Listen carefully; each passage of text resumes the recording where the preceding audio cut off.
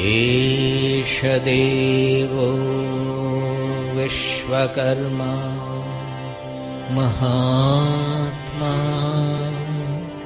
सदा जनानां हृदये सन्निविष्टः। ॐ सहनाववतु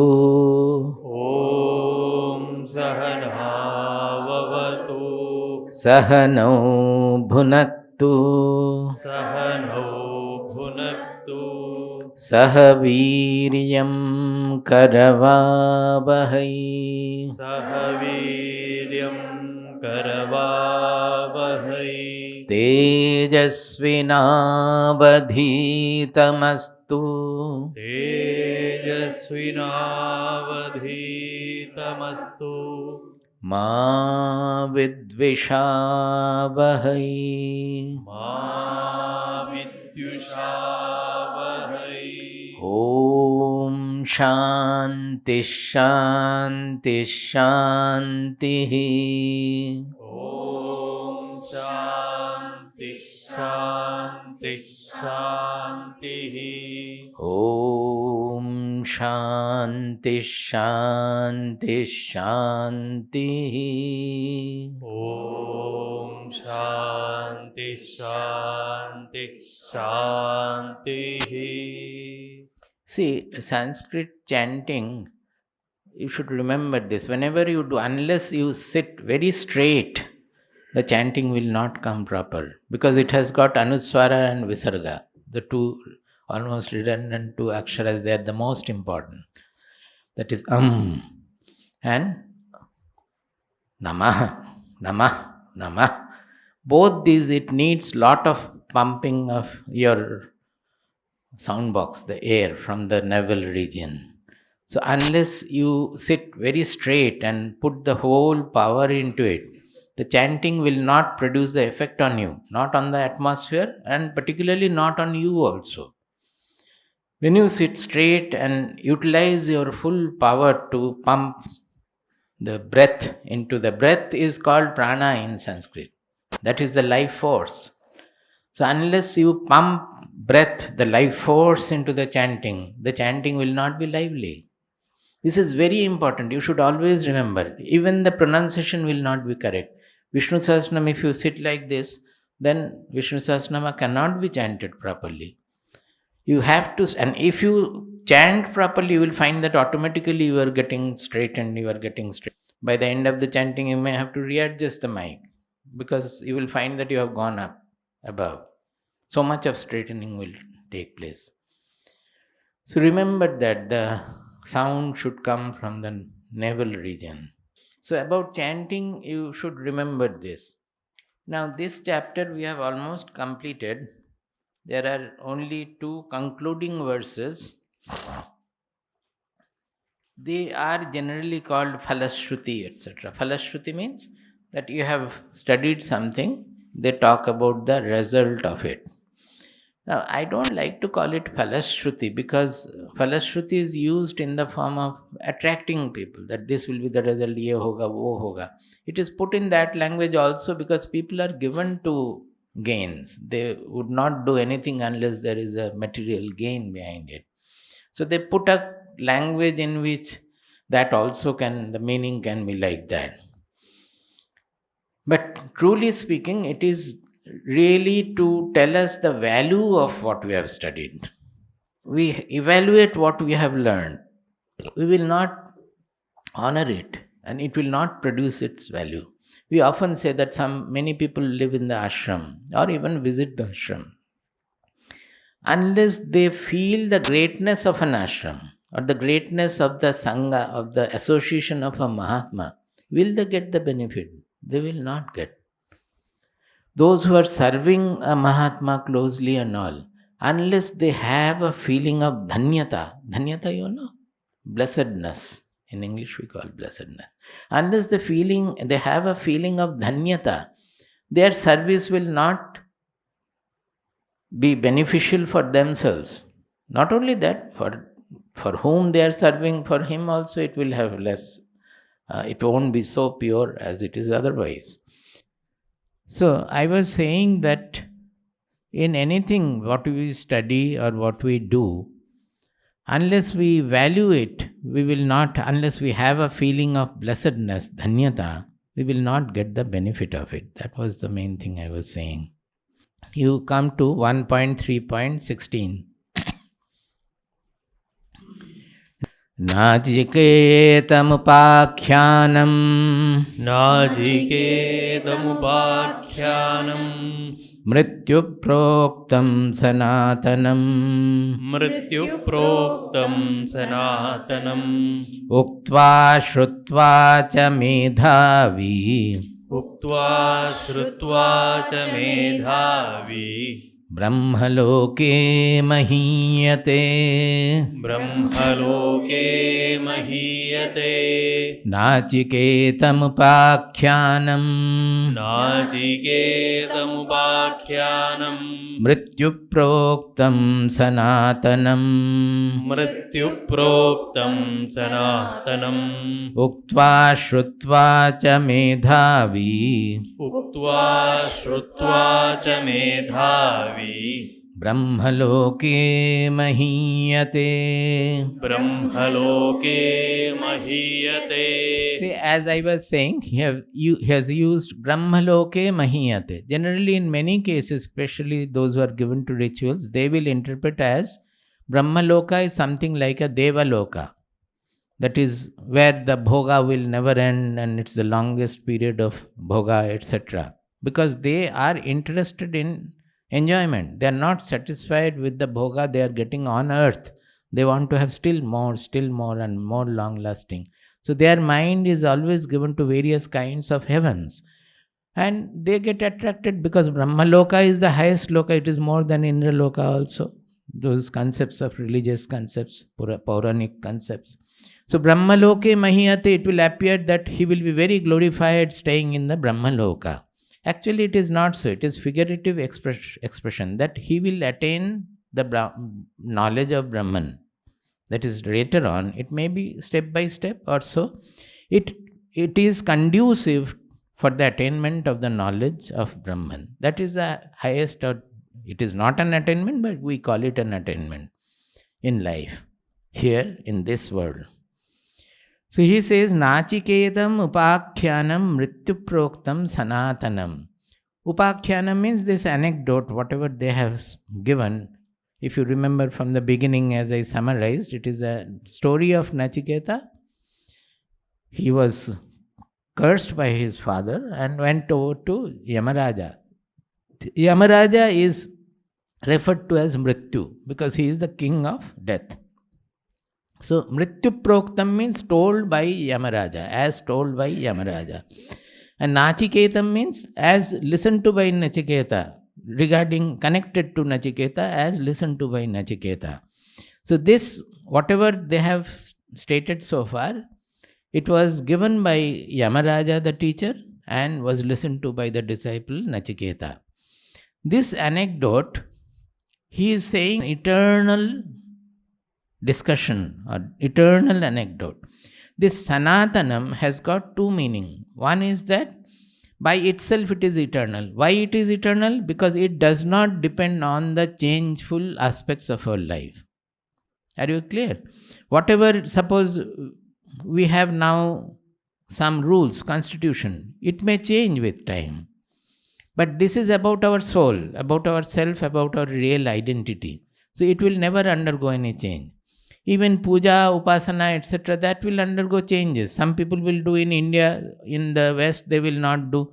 In some other countries, they will do in a different manner. Because they are depending on our concept of God and all. All religious practices will change from place to place. Even whatever is there in the south will not be there in the north, will not be there in the east. Whatever is practiced in the east is not there in the west. They are all changeful, they are not eternal.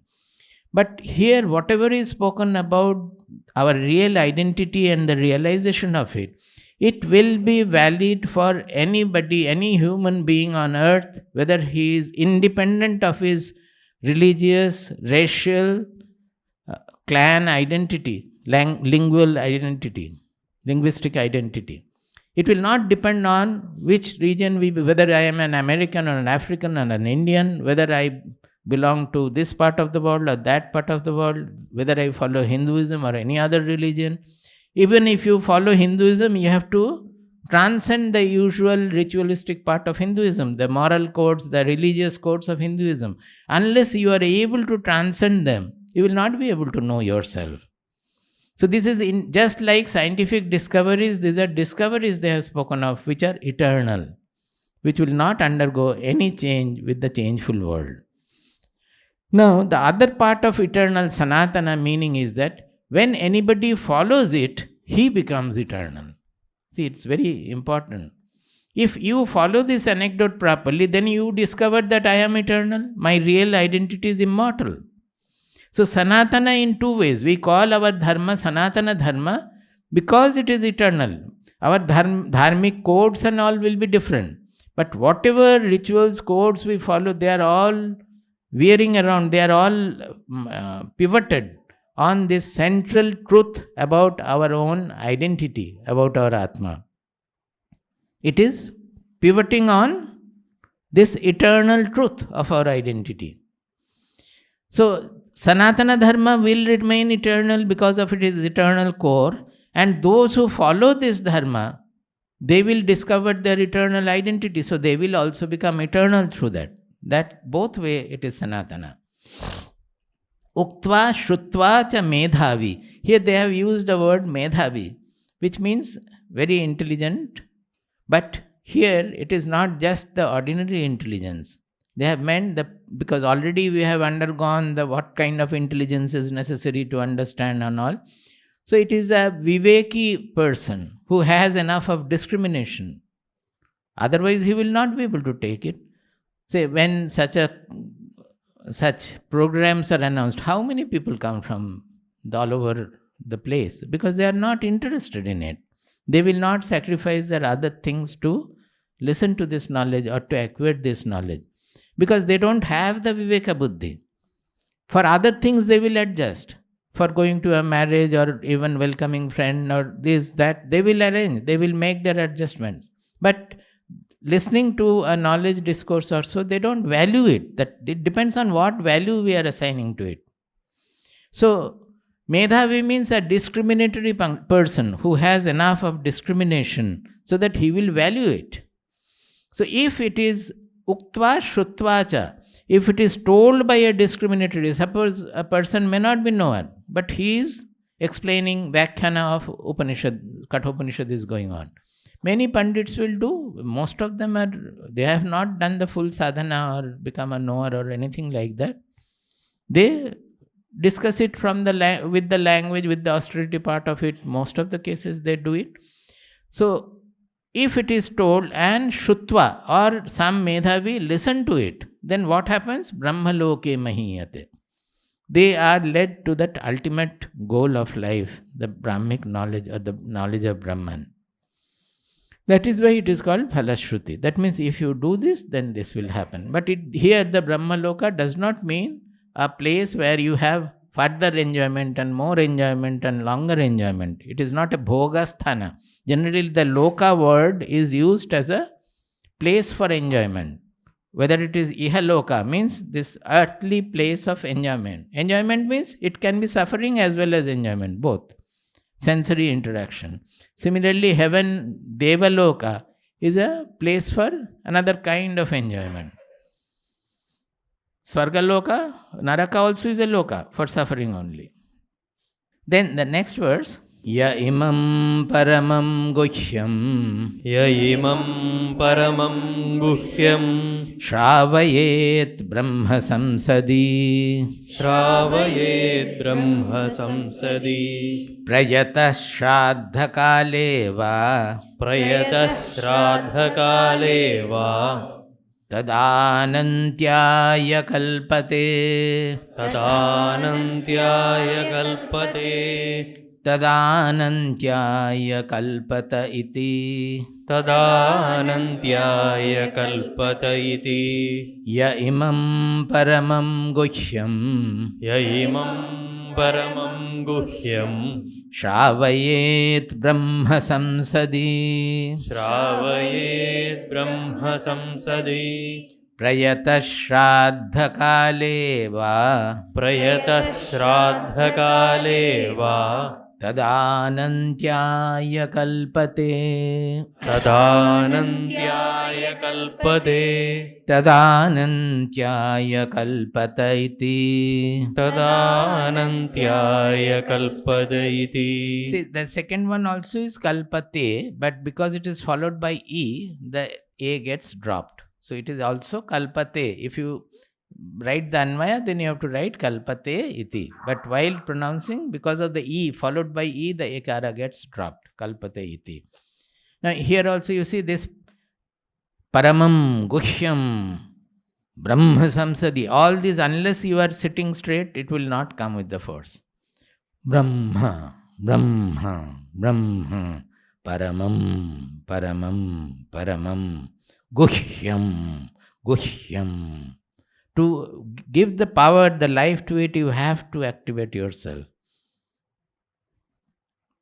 He says, Ya imam paramam guhyam, Shravayet Brahma Samsadi. Imam paramam guhyam. Earlier they said Sanatana, it is the eternal. Not only that, it is Paramam Guhyam, not only secret, it is the greatest, the supreme secret. Why? Because after this there is nothing. Yam labdhva chaparam labham manyate nadhikam tataha. Beyond this there is nothing. So it is the extreme secret. And why secret? Because it cannot be perceived by any of the indriyas, any of the senses. It cannot be understood by the ordinary mind and buddhi which is haunted by the raga dvesha, ego. So it is secret, because unless you get purified, unless you remove, you dissolve your ego, you dissolve your raga dvesha, this will not come, you will not know the truth of it. To have it, you have to purify yourself. So it is the supreme secret. After all the purifications. In the previous, earlier shloka, it is there just after Nachiketa passed the test. When he is introducing the subject, Yamaraja said that Etadalambanam shreshtham, etadalambanam param, etadalambanam nyatva, brahmaloke mahiyate. There also brahmaloke mahiyate. There he is speaking about Omkara. Omkara represents two things. Omkara is the symbol of Brahma Vidya. So we can take it as the Brahmic knowledge represented by Omkara. Another is that Omkara, the japa of Om, we can take as a prop, as a meditational help to reach the Samadhi. So both way Omkara is. The first one is the knowledge, it represents the Brahma Vidya knowledge. The second one is the Upasana, it represents Omkara Upasana. That's an inferior level. But both are equally valid and practiced all over the country. Now he says that etad alambanam shreshtham etad alambanam para. That means alambana means refuge. Refuge, support. जैसे अंधे का लाठी होता है. So he says that if you hold on to it, this alambana is supreme and this is the best. Shreshtham, there is nothing greater than this. And this is the supreme alambana, supreme refuge. But do we consider God as the supreme refuge or this knowledge as the supreme refuge? We don't. We consider our refuge to be our wealth, money, property, relatives. Because when something is wrong, where do we go? Or some devas in some yonder region. So he is saying that no, this which is right within you, your own real identity, hold on to that. Because that refuge is the supreme, that refuge is the greatest refuge. Etad alambanam shreshtham, etad alambanam param. But you will not know when you are starting the practice. Suppose Guru has given you a mantra and you are practicing the sadhana with that mantra. Initially, will you know the power of it? You will not know because you have not reached the state where from this mantra is generated. Guru has given you. With your faith you have taken, you start practicing. As you practice properly, and well, slowly the mantra opens up its real power. You come to know more and more. More and more, when the lamp is lit, it is a small flame. You have not realized it. By your sadhana, you make the flame ablaze. You enhance the flame more and more and more. As the flame blazes forth, you come to know the great power of destroying all the sufferings we have, all the attachments we are suffering from, all the smallness, selfishness, clinging, hatred, everything that flame destroys. They burn, all of them, the flame burns them to ashes. So we come to know the power of the flame more and more. So any alambana we take, if the alambana is the supreme alambana also, supreme refuge also, it really becomes supreme to us by our sadhana. We call God supreme, but don't give him the supreme position. That is our problem. Initially it won't happen. We accept, well, it is supreme, but we are not giving him the supreme position. By our sadhana, as we grow, we slowly put him into the supreme throne in our heart. So as the supremacy, we value that to be the supreme and give him the supreme position, the sadhana also starts opening to us, showing its power. So, etad alambanam jnatva brahmaloke mahiyate. This is very important. You may not get it in the translation. Etad alambanam jnatva means knowing finally this alambana. When will you know? When you have completed the task given to you. The mantra has become, you have become a living embodiment of the mantra. Mantra has opened up before you. Well, you can say that you become the mantra drashta at that time. When the mantra has fulfilled its purpose, then the mantra becomes alive in you with its full power. Then only know the mantra your guru had given maybe many years back, many years ago. Before that, you will not know its full power. The day it opens up, slowly as it opens up, you will understand the power of it. So, paramam guhyam, that is why he is saying it is the supreme secret. Only when, in many cases, what will happen after some time, you will lose interest in it and I will stop sadhana. It is very common. After some time, Swamiji might have given the initiation and asked you to do meditation at least for 1 hour to do the mantra and all. But initially, maybe you got some new experiences and all, you are very enthusiastic. But our receptacle is very small. We get fulfilled by only small something. And then we stop the practice. Then whenever Swamiji asks that, are you doing? Swamiji, I am doing interactional sadhana. This is the common answer. Because interactional, whether interactions are becoming your sadhana or not, nobody will come to know. Who will judge whether interactions are sadhana? Even now I find old seekers here, they emit so much of ego, so much of command, so much of, what shall I say, roughness in their voice, that it is not at all interactional sadhana. It is only interactions. Some are keeping it silent, some are opening it up. Silent also is seen in the face. That face becomes gloomy. The face becomes long. So whether the interaction sadhana is being performed or not, by seeing we know. But the person says that I am doing interactional sadhana. What can be done? Only interactional sadhana, how will you do? Unless you do the other sadhana given by your guru. And only when you do it properly, it will open up its power. It will blaze forth like the flame and you will come to know. Then your interactions will automatically become interactional sadhana. The inside, the opening up of your intelligence, purification of that, will automatically change your interactions. All the interactions will undergo change. You don't have to do interactional sadhana especially. Automatically your interactions will undergo changes. So, that is what it is. Ya imam paramam guhyam. See, each word has so much of meaning. You can go on explaining for hours each word. Shravayet brahma samsadi prayatah shraddha kaleva tad anantyaya kalpate. Prayatah, this word is very important. Prayatah means enough of yatna. Enough of care, shuddhi. It is needed. Otherwise, if you read it out or if you teach it or if you read also for yourself, you will not have the benefit. Prayatah, this is necessary. Austerity involved, purification involved. Unless we apply that, this reading of Kathopanishad, chanting of Kathopanishad, or listening of Kathopanishad will have no effect at all. So single word, they have so much of meaning. They are talking about the Falashruti, but we have to fix our attention where sadhana is involved. This prayata is very important. It's a complete process of shuddhikarana, purification of the mind, purification of the intelligence, being freed of ragadvesha, freed of hatred, freed of desires, greed, ambition, and whatnot.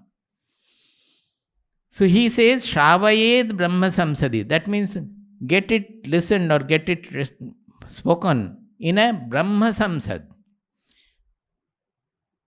Shraddha Kaleva. 2 places they have mentioned that this reading and listening of this Kathopanishad, if it is arranged and if it is get done in a Brahma Samsadi, this means that suppose the yajna is, Yaga yajna is going on. Naturally, it will be a Brahma Samsad. That the Brahmanas, the priests, those who are given to Karma Kanda. Priest means, in our country, often when we go out or even here also people do not know. Often they refer to us as priest. In my visa it will be written priest from India. We are not priests at all. And we don't regard priests to give them very high pedestal also. They are taking money for their work. A sannyasin cannot take any remuneration for his job. Not only that, there are many other differences. I am not speaking about that. So, Brahma Samsadi means Brahmanas who are given to the Karmakanda of Vedas, ritualistic part of the Vedas, who are participating in the Yaga, Yajna, Puja, etc. Why for them? Because they need the upliftment to the knowledge process. They have already done the Karmakanda. But they stick to the Karmakanda thinking that this is all, I don't have to do anything more. So Kathopanishad is a book where it is particularly taking the karmakandis from their rituals to the jnana marga. So Brahma Samsadi means the Brahmanas who have already performed rituals, they are fit for now, they are ripe for taking up. Those who have passed the 12th class, they should take admission in the college. But if they don't know that there is any college, will they ever look for an admission? Or if they keep their eyes closed, that even if they are college, I will not look at it. They are like that almost. That if colleges are there, they know, but they don't have a value for it, so they keep their eyes closed. So it is a place where you can open the eyes of people, those who have completed the school, those who have done the Yaga, Yajna, ritualistic part of the Vedas, they have performed. That is why they say Brahma Samsadi. And it is generally done also. In Yaga Yajna, Kathopanishad is recited, if not explained. And in some places they do explain also. And the other region is Shraddha Kaleva. That is again where the Shraddha ceremony is going on. Now, Shraddha means death ceremony. Why? Because one thing is that here the first question of Nachiketa was, what happens after death? Will there be anything or will there not be anything? Some say there is some say there is nothing. So naturally, when anybody close to us dies, we always have a feeling that, is he there? Where is he? We want to know what happens after death. The mind remains attuned to that. Other times he will not have any interest in Kathopanishad. But suppose somebody has died, then it is explained. Then he will automatically have, is he still there? Let me know, is he still there? At least you have developed, your intelligence has developed some interest. Through that, the Shastras are trying to pull you to the real knowledge.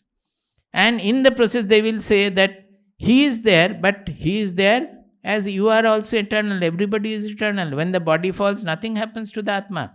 But if you want to know, you cannot know it after the body has fallen. You have to know right now, here itself, that your Atma, your real identity is never touched by anything happening in the body, mind, personality. It is independent of that. When you come to know, then you know the truth. But you are attracted to this field with the attraction that you want to know the particular individuality, what has happened to him. Then in the process they will explain.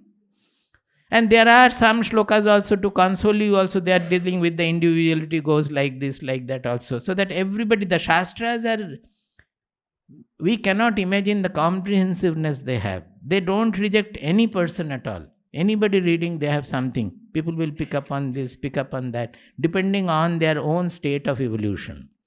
The knowledge is the ultimate, but even if those who are not looking for knowledge, they will have something from it. So he says, Shravayet Brahma Samsadi Prayata Shraddhakaleva. If this is read and explained in the Brahmana Sabha or in the death ceremonies, when people are interested to know what happens after death, tat anantyaya kalpate, then the result will be eternal. Result will always be eternal. When it is done, then always the result of the Upanishad is always eternal. Now, what happened because of this? Our country is wonderful. So now, Kathopanishad is not studied anywhere. Not now. I am talking about maybe 50. Now, everywhere it is studied. Say 25 or 50 years ago, Kathopanishad lectures were not so much available. 50, 60 years ago. It had become a ritualistic practice that it will be read only in the Shraddha and only in the Brahma Samsada. Brahma Samsadis are not there because Yaga Yajnas have gone. So they take it, priests also consider that it has to be read in the Shraddha. So otherwise they will not read. See how we dilute matters, like tying the cat in the ashram, like that. You know the story, no? When the Guru was present, a cat used to come, and the cat was fond of the Guru, so it will come and do mew, mew, mew, mew and around. So the studies used to be interrupted by that, disturbed by that. So the Guru used to ask that before the class, before satsang, you tie the cat to a post so that it cannot come here. Near that only they will be able to see, and it will sleep there. So it was regularly every day before satsang, it was being tied there. Now that Guru has died. Thereafter 2 generations have passed. But there, every satsang before that, a cat used to be tied. So cat was not there. The cat also has passed away. And there was no cat, but the disciple said that the Guru has said that the cat is to be tied before a satsang. So catch hold of a cat from somewhere, bring him and tie it there. This is what we do. So the result will be Ananta, means infinite. It will take you to eternality. So this is the end of this chapter. We will chant these 2 verses and then go over to the next chapter. Nachiketamupakyanam mrityu-proktam sanatanam Mrityu-proktam sanatanam uktva shrutva cha medhavi Uktva shrutva cha medhavi brahmaloke mahiyate Brahmaloke mahiyate ya imam paramam guhyam Yaimam paramam guhyam Shravayet Brahma Samsadi Shravayet Brahma Samsati Prayata Shraddha Kaleva Prayada Shraddhakaleva Tadanantyaya Kalpate Tadanantyaya kalpate Tadanantyaya Kalpata iti. Tadanantyaya kalpata iti. Now, in the next chapter, it is proceeding slowly. Now, we should remember that in the what was the end part of the previous chapter, not the last 2 shlokas, but before that, where we ended. We ended in the shlokas which repeatedly emphasized that this truth is not to be perceived by the senses.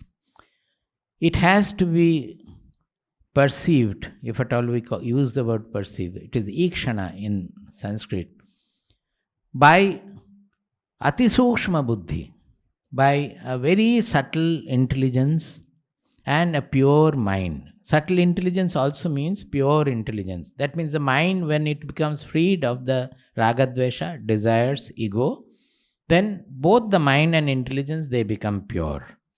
And the intelligence, to become subtle and sharp, it has to try to understand, and given the austerity of contemplating on abstract truth like the soul.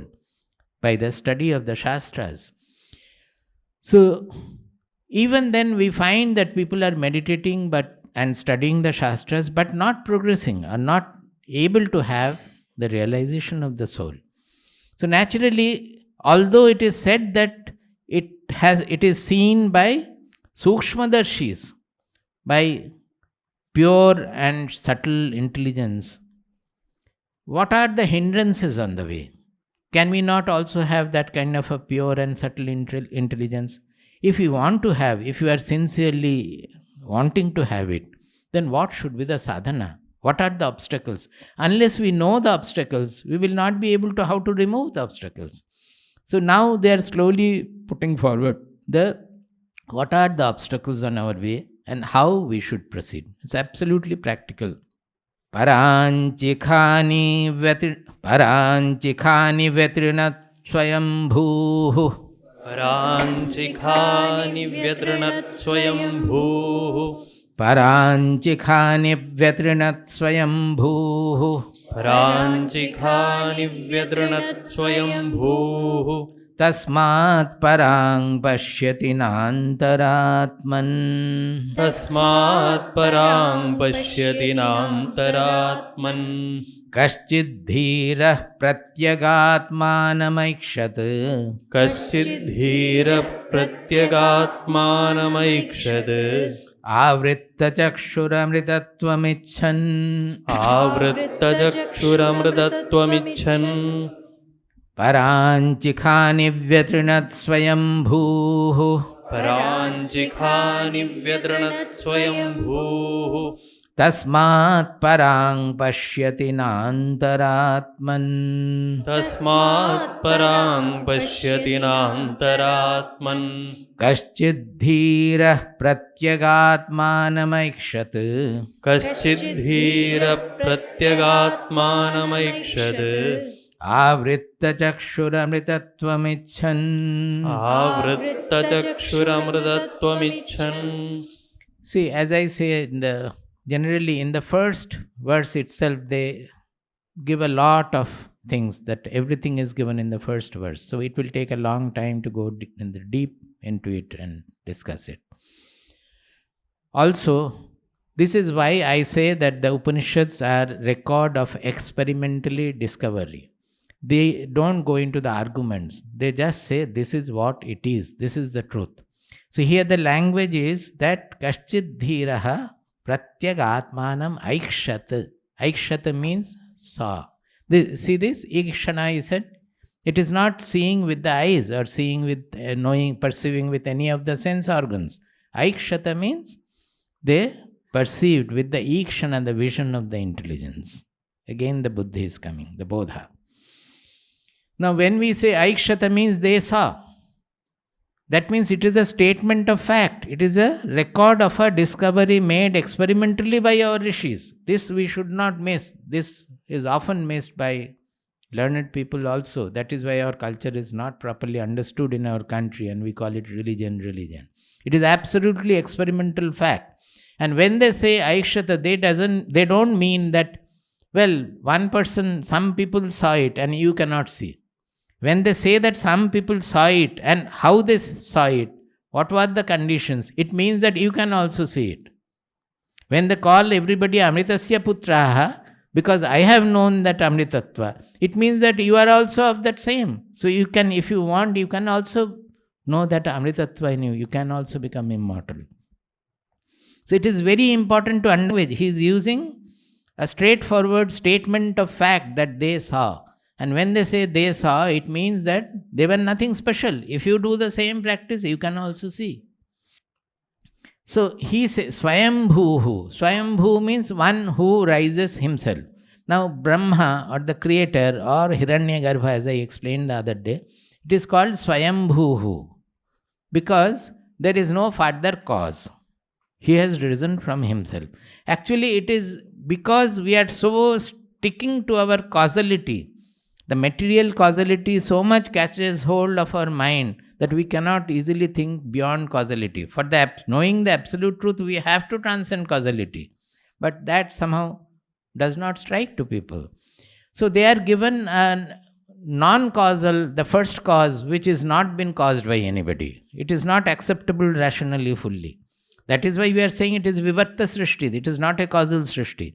But philosophically it is not acceptable. But we take it as an elementary model, like Newton's model, that is the last, that is the first, that firstborn. We call him firstborn, we call him Swayambhu, who got born on his own volition, just like that. That is the Brahma or the Creator or Hiranyagarbha. Now, naturally, he originated, he is appearing on the Purusha consciousness. That part he has not said. He is appearing on the Purusha. Often they will say, starting from the Brahma, the Creator, to the blade of grass. Everything is in the nature of causal universe, and they have to be simply rejected. When they talk about the truth, they will say. They will not leave Brahma there. From Brahma to a blade of grass created by him. Trina. Brahmadit Trina Paryantam. Everything is within the world, within the changeful world, within the futile world. Appearance. So Swayambhu, he is saying that Brahma has created us like this. That is, the Creator has created us like this. It could have been said that nature has created us like this. Doesn't matter who has created. By saying that, we are only saying that we are not responsible for that. Our birth, we are not responsible for our birth. And the way we have born with the qualities, we are not responsible for that. We became responsible after getting born only. So, whatever has happened has happened. What has happened? It is a very pathetic situation which has happened. What is that? Paranchi khani vyatrinat swayambhuhu tasmat parang pashyati nantaratman.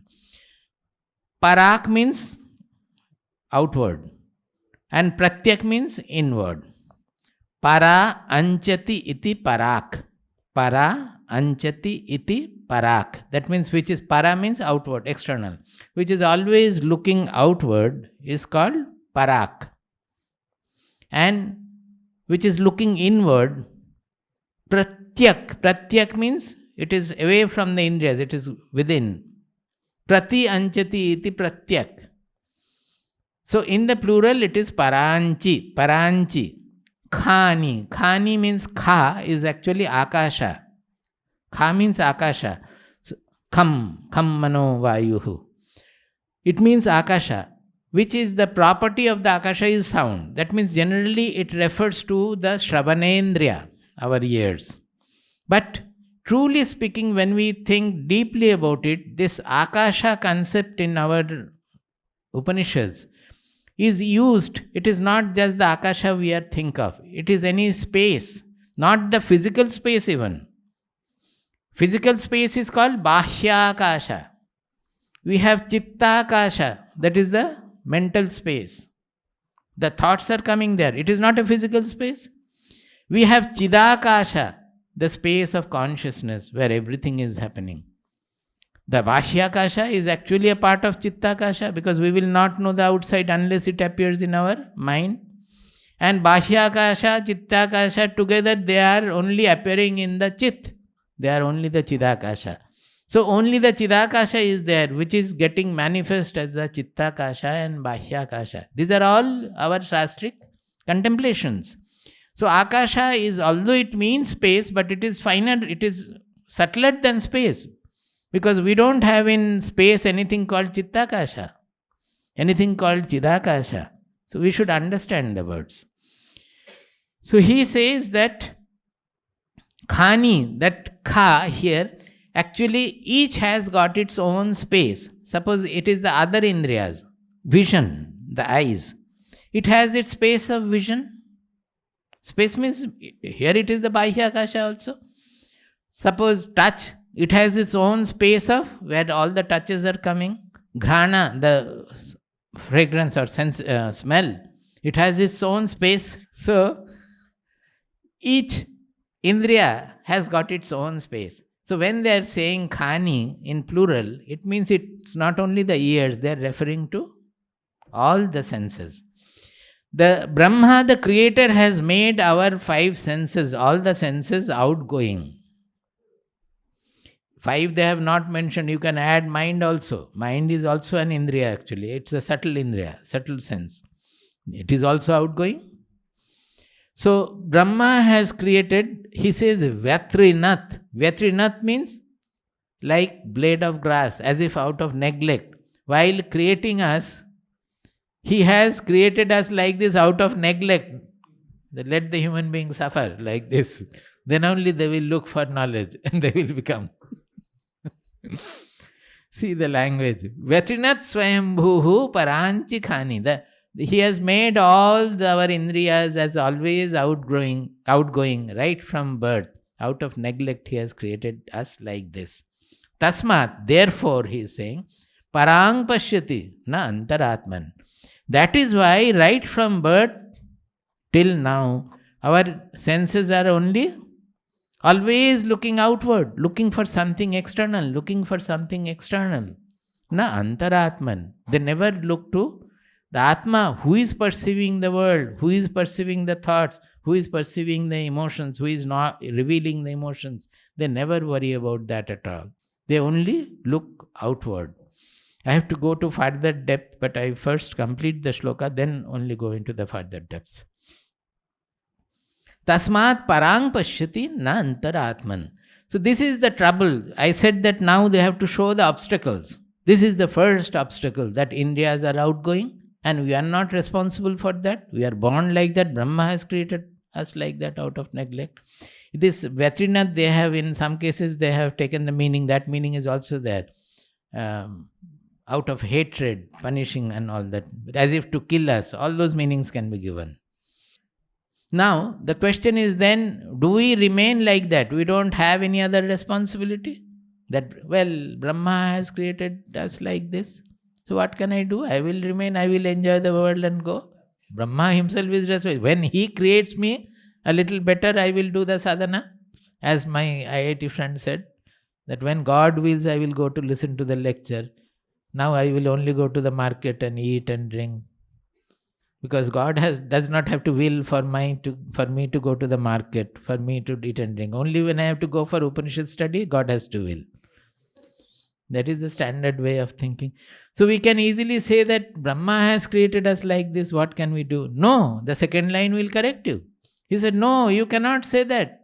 You have a faculty. Kaschid dhiraha. You can become a dhiraha. Kaschid dhira means some wise person. This dhiraha also has got great meaning. I have explained earlier also. It has got two vitpatti, two etymological meanings. One is Dhyam irayati iti dhiraha. Dhyam irayati iti. Irayati means churning. As we churn the buttermilk with a stick, with a stirrer. Dhyam means our buddhi. One who activates the buddhi is called a dhiraha. Now, are we activating the buddhi? Most of the time, if you look into the whole 24 hours, very seldom we really engage the buddhi for real thinking. It's just idle. It lies idle. So to become dhiraha, first of all, we have to energize the buddhi, make it active, activate the buddhi. Now this is not all, because even a thief is activating his buddhi for stealing. So the buddhi can be activated for Vishaya as well as the auspicious goal also. So we will not call a thief a dhiraha. So we have another etymology, both together explains dhiraha, that is dhyam rati iti dhiraha. Rati means for whom the buddhi is his friend, who makes him the friend. That means the buddhi will, friend means who? He will never cause any harm to you. A real friend will be always looking to your mangala, for your auspicious goal. So the dhyam rati means one whose intelligence is acting as his friend. He will not take you to a ditch. He will only keep you on the track so that you can reach the auspicious goal. So the two together, it means that to understand, first of all, we have to activate our buddhi. We should not allow it to lie idle. And then to activate in a manner that the viveka buddhi dawns. from the Shastras to get into, so that where is the auspicious goal, how to reach the auspicious goal, the Viveka Buddhi, that is we call Viveka Buddhi. When the Buddhi is connected to our real identity, as I have explained many times with the chariot example and all, when the Buddhi remains anchored to our real identity or remains connected, yukta, to our real identity, then the Buddhi works as the Viveka Buddhi. So, Adhiraha means who is always connected, anchored in his real identity, who is always connected to his Viveka Buddhi. Kaschid dhiraha pratyaga atmanamaikshata avritta chakshuhu amritatvam icchan. Kaschid dhiraha amritatvam icchan. Kaschid dhiraha amritatvam icchan. That some dhiraha, some wise people, or one wise people, somewhere one wise, I think it is singular. A rare discriminating man, that means one, singular, dhiraha, not dhiraha.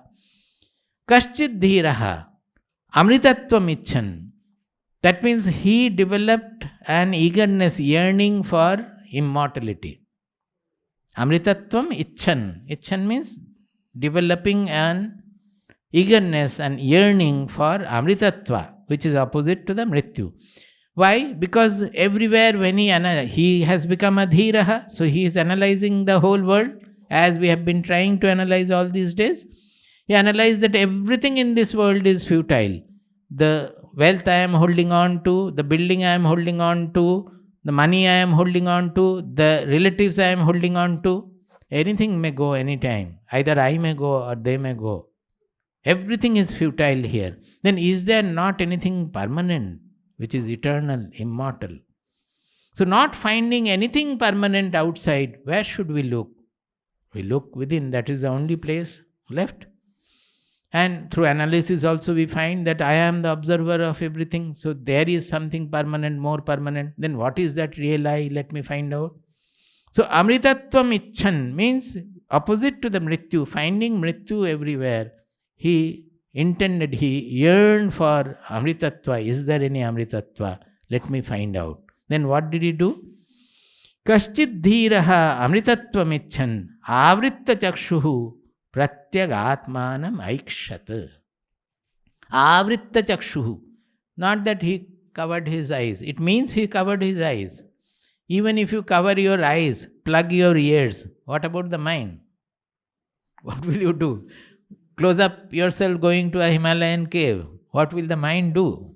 Can you make it free of thoughts there? So covering the indriyas, subduing them from outside is not the question here. Avritta chakshu means changing the focus, looking within. What did they do? Pratyag atmanam aikshat. Pratyag means inward. Looking inward, the Atma we discovered, so it is called Pratyag Atma. Aikshata means they discovered with their vision of buddhi, vision of prajna, bodha. They discovered their real identity. This is the shloka. I will go into further detail. I can sit. Chikhani vyatrinat swayambhuhu. Don't elongate the knee. It is short knee. So, and vya is a yuktakshara. So there will be an accent. Paranjikhani vyatrinat swayambhuhu. Paranjikhani vyatranat swayambhuhu. Tasmat parang pashyati nantaratman. Tasmat parang pashyati nantaratman. Kaschid dhira pratyagatmanamaikshat. Kaschid dhira pratyagatmanamaikshat. Avritta chakshuramritattvamichan. Avritta chakshuramritattvamichan. Now, the problem he has pointed out that why we are not having Ati Sukshma Buddhi or the Sukshma Darshi, we have not been able to become. Where lies the obstacle? The obstacle lies here that, first of all, the Indriyas are all outgoing from birth. And following the Indriyas, the mind also is outgoing. following the mind, intelligence also is outgoing. I have discussed it with the diagrams and all also, so you should be able to connect. Now he is saying that the real problem lies in this extrovertness, outgoingness, the tendency of outgoingness. See, I will tell you that this is the greatest and the last problem also. When a person tries to discover in his meditative state also, even a mature sadhak also, he still looks for the self. He still looks for the self. That means what? You are still looking as for the self as something different from you. Is it not? So our tendency, this outgoing tendency is so much of an habit with us that we are not able to get rid of this tendency. Even very great sadhaks, we have renunciated everything also, are not able to attain this, because there also they think that something will come out, something I will see, as if the soul has got 5 eyes and like sun, it will blaze forth before me with the light, will cover everything and I will see it. So the tendency to look for something else. So until that tendency is dropped. Now this tendency we call it bhoga pravritti also. Bhoga pravritti means when there is a two, something different from you, you want to get in touch with that and enjoy that. In meditation, if you get a bliss, you want to enjoy the bliss. Ananda bhuk is the state. It is not the supreme state. Ananda bhuk is the state. The difference is there. That Ananda is different from me and I am enjoying that. It is this bhoga pravritti which has to be taken away. So avritta chakshuhu does not mean you will plug the indriyas or kill the indriyas. People often misinterpret these things. There are sadhaks who will do all these things. And even going to a cave and shutting off everything also, they will spend just like that, without thinking. The whole thing the buddhi has to work. It's a knowledge. Without buddhi, how can the knowledge work? If you just sit tight like that, will the knowledge dawn in you? It won't never happen. Even if you have samadhi experience, you will not have the knowledge. I have seen very good sadhak repeatedly having samadhi in our ashram, but the same remains with the same trouble in his behavioral life and in his life, because he is not applying. That intelligence is not applied to analyze what is happening in the meditation. Unless you analyze that and understand what is happening, nothing is going to happen. So this tendency to always look for something different, it remains with us till the end, until we become fed up of it. And then finally say that, oh Guru or oh Lord, I don't know anything where I have to go. I have failed and failed for so many yugas, maybe 50 years, 60 years or so. You take me wherever we want. Today I stop all my effort. I dissolve me in you and leave everything. If you are able to do that, that is why we say the surrender is the Panchama Purushartha, Panchama Purushakara. It is only a great hero can do the surrender, because it is the surrender of the ego. The other day I said, Yoginaha bibhyatishyasmat abhaye bhayadarshina. Even the great yogis, they come away because they feel that I am going to die. That means the ego is dying. They don't know that. This surrender is so rare that if we can do it, if we can do the surrender, then what happens? We forget everything. There is no effort on the part of the intelligence, no effort of the mind, nothing is there. Everything is left. We forget the world, including our own goal or life or anything. Nothing is there. Then the soul reveals itself. Even slokas in Bhagavad Gita like Ya Nisha Sarva Bhutanam Tasyam Jagati Samyami Yasyam Jagrati Bhutani Sa Nisha Pashyata Munehe. It means that where the ordinary people are, which is day for ordinary people, that is the night for a jnani. And what is the day for the jnani is night for the ordinary people. Why Bhagavad Gita has said this? Because the jnani is always seeing the Atma and Atma and Atma everywhere. He is not interested in anything else in the world. He does whatever naturally comes, but his mind is full with the truth of his identity, the Atma. Whereas for ordinary people, all things are existing, attracting, pushing, pulling, everything, and they don't find the Atma anywhere at all. Is it not so? So, whatever is night means whatever they do not see. So, is not the world day for the ordinary people and the Atma night for the others, the truth night for the others? And for the knower, the world is night, the truth is his own real identity. Now, this is the meaning. Swamiji had met one sadhu who was keeping not a kaupina, a belt-like thing made of wooden, twigs. That's very rough wooden twigs. And he would put it up and lie on it in the night. What is that? It is pricking so much that it will not allow him to sleep. And the daytime he will sleep. So, when Swamiji asked, he said that, have you not read in Bhagavad Gita, Ya Nisha Sarva Bhutanam Tasyam Jagrati Samyami? Yasyam Jagrati Bhutani, din ke time, Sa Nisha Pashyato Mune hai. Swamiji finally took it out, put the belt into fire, and asked him to do something else.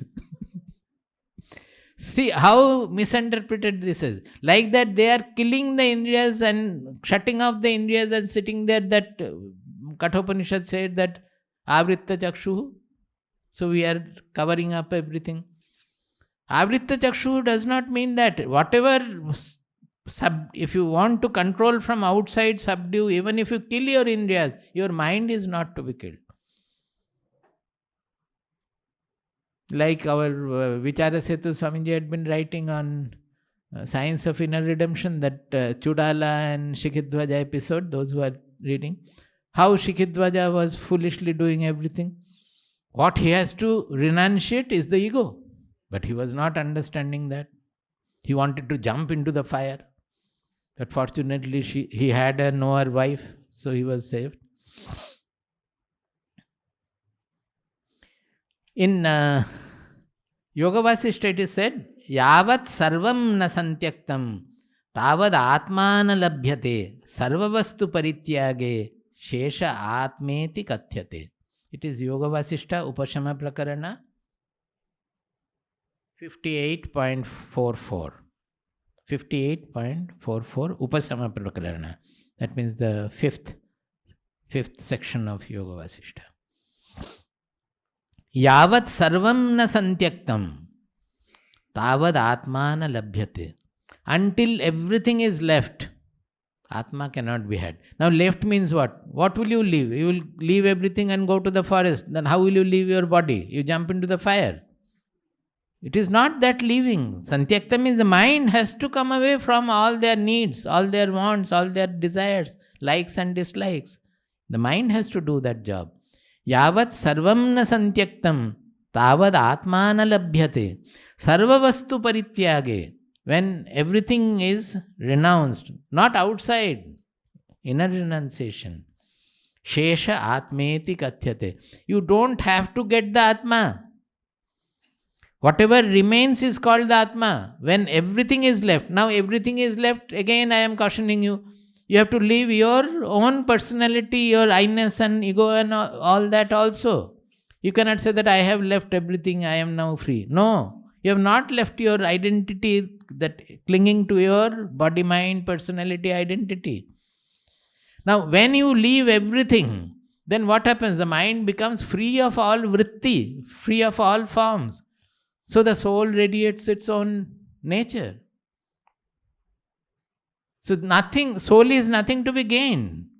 When all the distractions, the objective, the externality, the distractions, which is taking our consciousness away and making it small in revealing all the gross objects, when those gross objects clinging to that is left, then the consciousness does not have anything to become small. It reveals itself. Sarvavastu parityage shesha atmeti kathyate. What remains is the Atma. Atma is not to be seen by the Indriyas. Now here also, in this shloka also, Avritta Chakshuhu. Now you have changed the focus from external to internal. Now internal, are you going to see the Atma with your Indriyas focused internally? No. Not even initially it is the mind intelligence focused inside. But later on you have to leave that also, because that is also an externality. Atma, this you remember, the Atma is the inmost point. It is not inmost actually. It is you who are. But everything else is external. The first external is the intelligence, mind, emotion, then body, then the external world. Everything else is external. So it is not that by internally focusing the Indriyas, that Atma will come. But are not people doing that? Whenever we are having the imagination that in meditation I will suddenly see the Atma has risen like 1,000 suns. It means that I want to see the Atma with the eyes. May not with his eyes, but inner eyes as a vision, as a visible object. See how ignorance is deep seated in us. How will you get rid of it? That purificatory process has to, वो अच्छे से बर्तन को साफ करना है. वो ordinary soap से नहीं होगा, पतंजलि सोप से भी नहीं होगा. उसमें और भी बहुत कुछ डालना है. उसके नस नस में सब फंसा हुआ है, उसको निकालना है. There is another verse in Sutta Samhita. This is not easily available. Sutta Samhita. Svabhava Swarupam Brahma Svabhavadeva Gamyate Yadantar Mukham Ayatam Chittam Vishaya Vichyutam. This is a very good verse. He is saying Svabhava Swarupam Brahma Svabhavadeva Gamyate. That Brahman, it is essential roop is its own nature. That is its nature. Svabhavadeva gamyate. You do not have to put anything artificial effort to reveal it. It will reveal itself. It is revealing the whole world. It is revealing the whole world of thoughts and intelligence and everything. It will reveal itself. If you can reveal it by anything else, then that other one will be the revealer. Brahman will not be the revealer. It will become an object before that. We should remember that. It, by its very nature, it reveals. Svabhavadeva gamyate, they are saying as if going, but actually it is revelation. Svabhavadeva gamyate. Yada antarmukhamayatam chittam vishaya vichyutam. This is very important. Antarmukhayatam means when the chitta, when the mind becomes antarmukhi, inward. But mind inward will not be. It has to become Vishaya Vichyutam. Mind will, even internally also, it will hold on to all the enemies and friends and whatnot, everything. It will go on holding on to them. The mind has to be freed of all of them. Vishaya Vichyutam. Antarmukhamayatam yada chittam Vishaya Vichyutam. So it is mainly to disidentify our mind and intelligence from the Vishayas, which will make us the Buddhi, make the Buddhi Sukshma. That is the purpose of the sadhana. See, this I have explained earlier, I don't know when, in evening satsang or otherwise. This is what we are saying, that suppose sunlight is coming from the top. They are all parallel lights, just like that. There's nothing. It's the light coming in. The next verse, next slide. Now you have put some mirrors there. I have shown only 3. You can have millions of mirrors over there. Now what the mirror is doing, it is creating a reflected beam. And the reflected beam is having partly the nature of the mirror. That is what I have shown by the color. That if the mirror is green, the reflected beam will be green. If it is red, the reflected beam will be red, like that. Now, suppose the mirror starts thinking that the beam, the light, which is showing the whole world. With the reflected beam, you can see anything, any object move around and see the whole world. Now, if the mirror starts thinking that this light is originating from me, is the mirror right? Because it is not its original light. The light is coming there, it is only reflecting the light. This is what our body, mind, personality is doing. Our buddhi, which is the base of the buddhi, we call it bodha, the prajna, bodha, where that is what we call the real intelligence. There, the Chaitanya is getting reflected. In association with that, the consciousness we are knowing, our body limited consciousness, which we are using always, that is actually the original chit reflected in the buddhi. So this reflected beam in our shastras, we call it chit abhasa. It is not the chit. It is like the chit. It is called chidabhasa. Our consciousness, which the science deals with, and now intelligent, artificial intelligence they deal with, that is the chidabhasa, not the chit. People are often mistaken. Lot of confusion about it is there. Confusions are there. In the paper also I have seen. What we call chit or atma or paramatma or Brahman is the unlimited consciousness, not associated with any body-mind complex. But we can know it only with respect to our knowing, means it has to be known by the buddhi. So we have to have the mirror, we have to have the buddhi on which the reflection of the chit is taking place. That is called chidabhasa.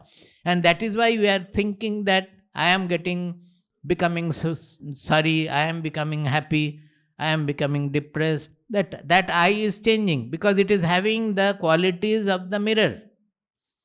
Different mirror is different. That middle mirror is happy. The first mirror, that side, is gloomy. According to that, it is happening. Now, suppose you are seeing everything with this reflected beam. So, we are habituated to see everything with the reflected beam.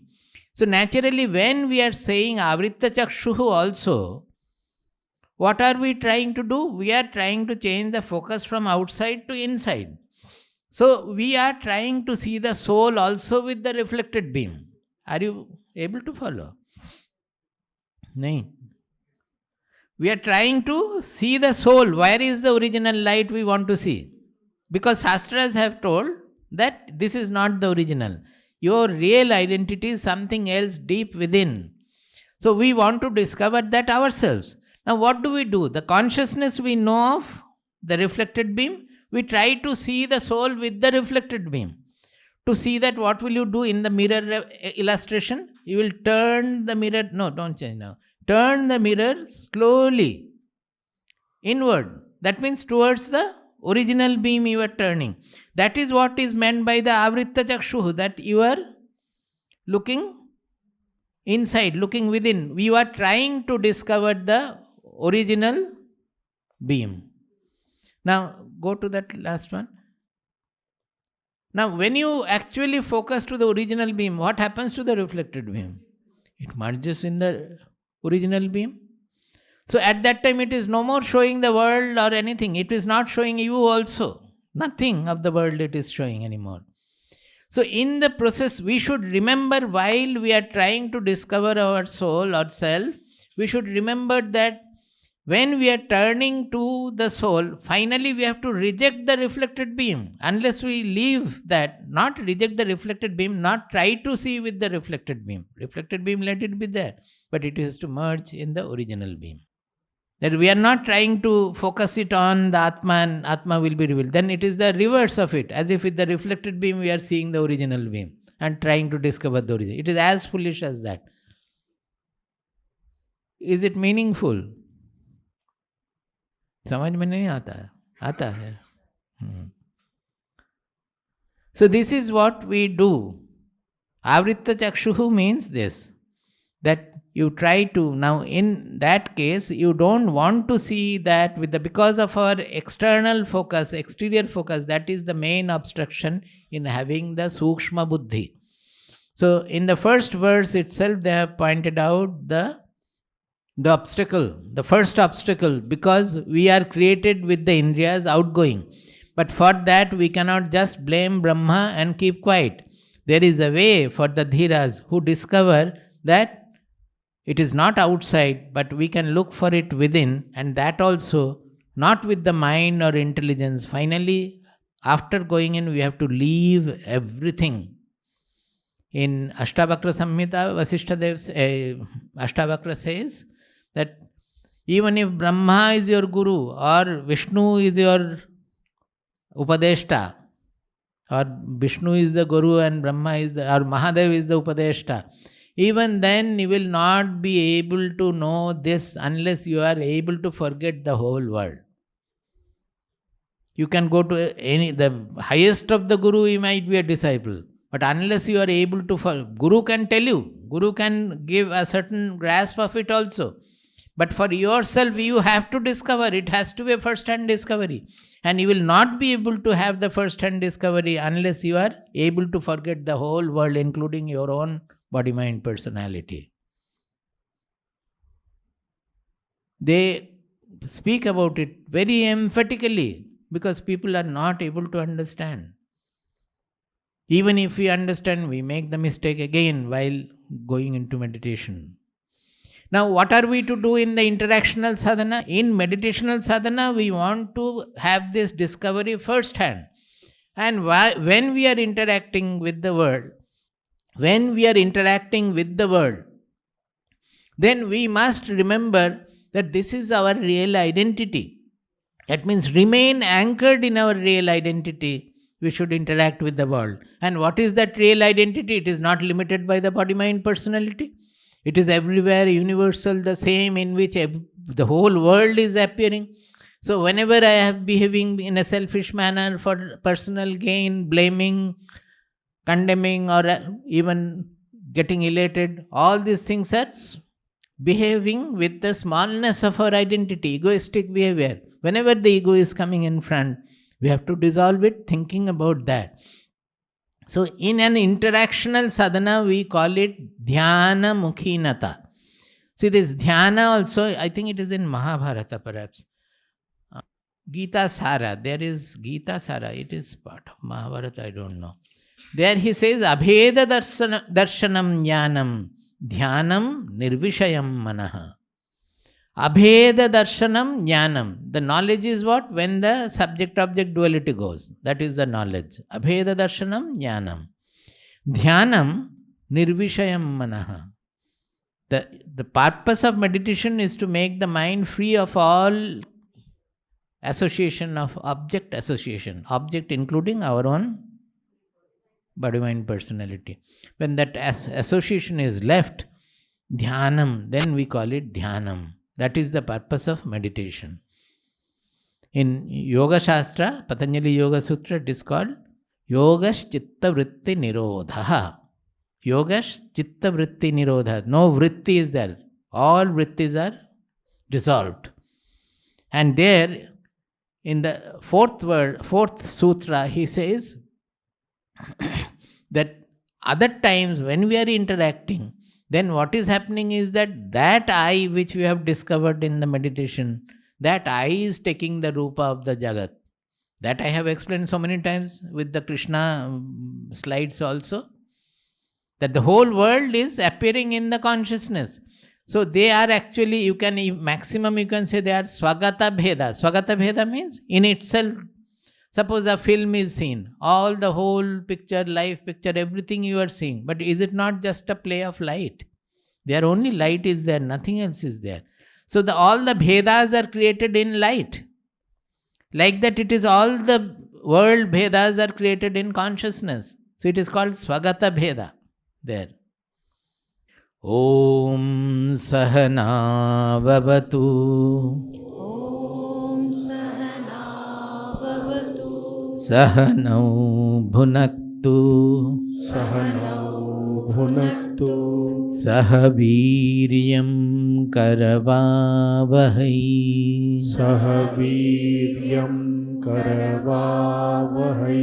Tejasvinavadhitamastu.